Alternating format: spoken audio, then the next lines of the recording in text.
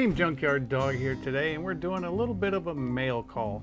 Now, I've never done one of these before, but I have a couple packages that I need to share with you guys. And one is from Phil over there at Poor Boys RC. This was our reward for, how should I say it? We got first place with the fastest Tamiya TT02 in the brushed category. We did 69 miles an hour, most excellent.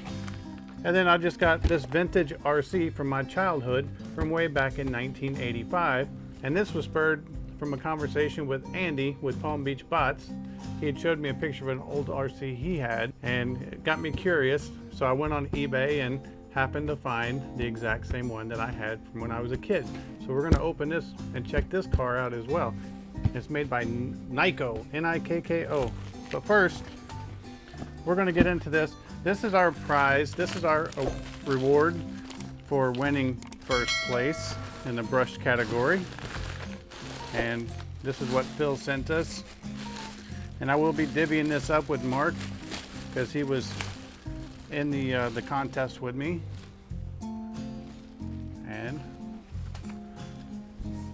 voila, some Poor Boys RC swag. We got us a sweet little t-shirt. Very cool. Thank you, Phil. Let's see what else we got. We got some stickers. He's using the glitter stickers.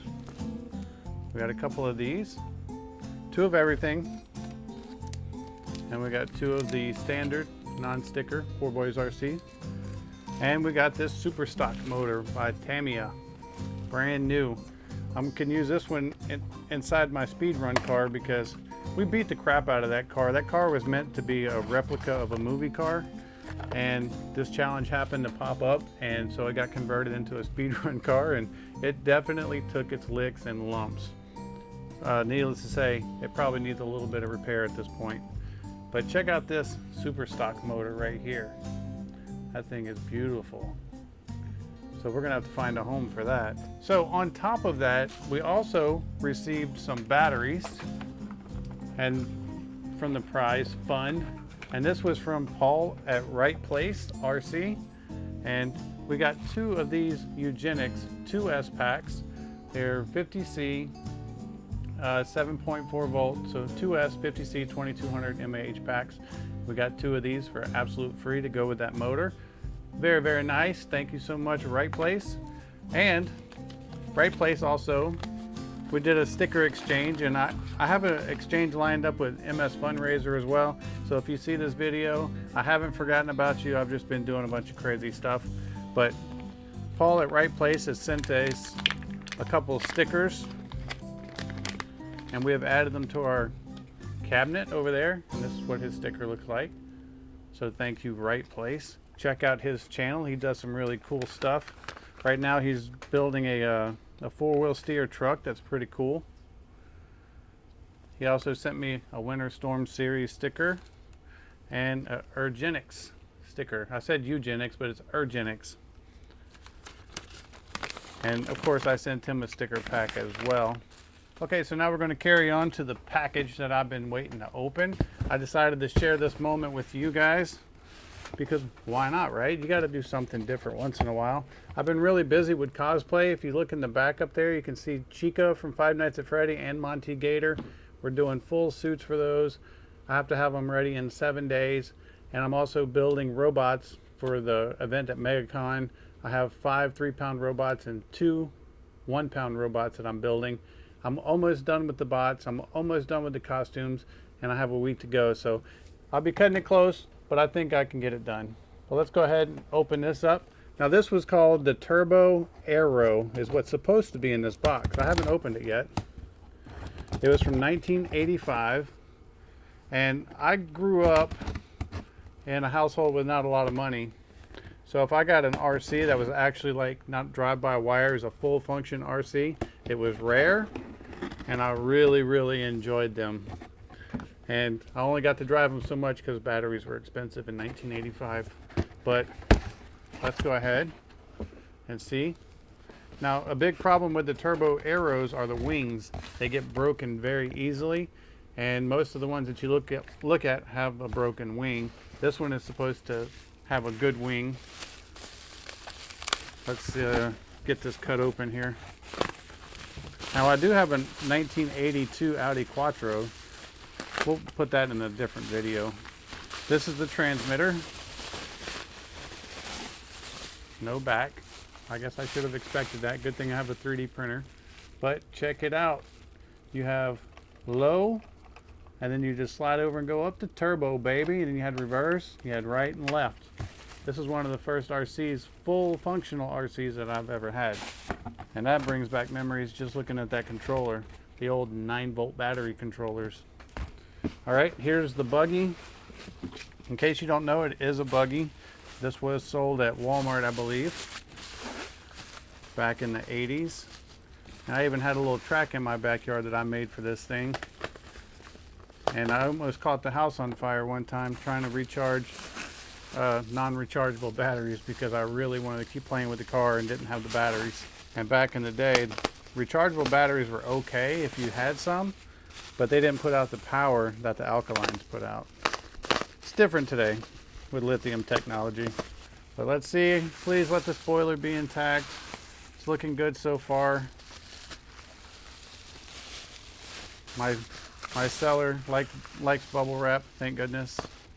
We did a good job. These things get pretty expensive too when you try to buy them. I actually got this one for a really good price. I made an offer. They were asking 125. I got it for 80. And this one's dirty. I can see that it's been used. And the moment of truth. Booyah, baby. And this is it. This is the one. The 1985 Turbo Aero in white. This is the exact one that I had. And what a fun, cool little buggy it was. Now, on the controller, you do have the turbo charger where you just slip it over and basically get a little more throttle. But you also had a low and high switch on the back here. That was low mode. And then you would just flip that switch over and put it in high gear for those faster top speeds. It's just friction shocks all the way around. Of course, it's toy grade. It was never meant to be on a race course. But this thing, other than being dirty, is in excellent, excellent shape. I could not be happier. And the flood of memories that come back just looking at this is insane. All right, so after scouring the garage, I managed to come up with some batteries. So I think we need to see if this thing actually works. And if you would like to see a full restoration of this on the channel, just drop a comment down below and let me know. Because, yeah, we could strip this thing down, clean it up, make it look new again, try to preserve all these stickers and such. But this one looks really, really good as it is. I just think it needs a good cleaning. But let's go ahead. We're going to add batteries. If it does, is it dark outside yet? Yeah.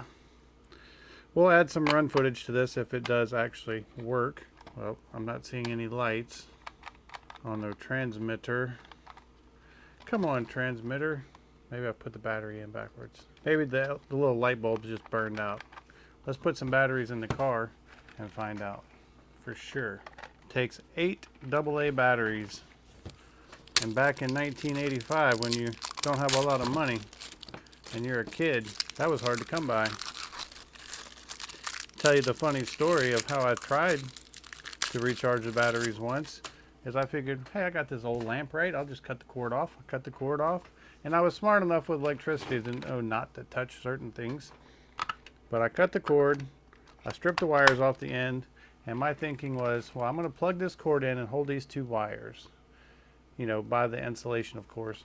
And I'm going to put one on one side of the battery, and I'm just going to barely brush the other side and see if that rush of power will put some charge into the battery. Well, that was a mistake, because what happens when you do that is it actually welds the wire to the battery and you can't pull it off. That's what happened to me. I brushed it, it arced, it welded to the battery. I couldn't pull it off. I dropped it and ran. It exploded in my room, covering my room with a white powder. It was pretty epic. Luckily, I was able to hide that from my mom. I don't know how, but I did sneak that one past you, Mom. Get all these batteries put in here. Batteries are in. We're gonna have it in low gear. Now I just gotta find the off on. Oh, it's up here. Duh, right there, off on. Turn it on. Looks like this one's, oh, we got throttle. Ooh.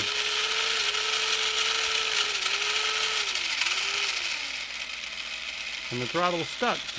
Oh, there it goes. This thing is suffering. Might be catching on fire. No steering. So it definitely is not 100%. I think we burnt something up maybe. Work that motor a little bit more. I can hear the capacitors power up when I turned it on. So yep, I guess whatever life was in it just left it. So I'm definitely going to have to refurb this and go back into it. But if you guys want to see it, just let me know. Anyway, I'm going to wrap this video up. That was my little mail call in my trip down memory lane. It's quite emotional for me to see this car. But it's not just the car, it's the memories and the emotions that the car brings back whenever you see it. So really, really cool. This is an excellent specimen. I got quite a deal on this one. I'm glad to have it back.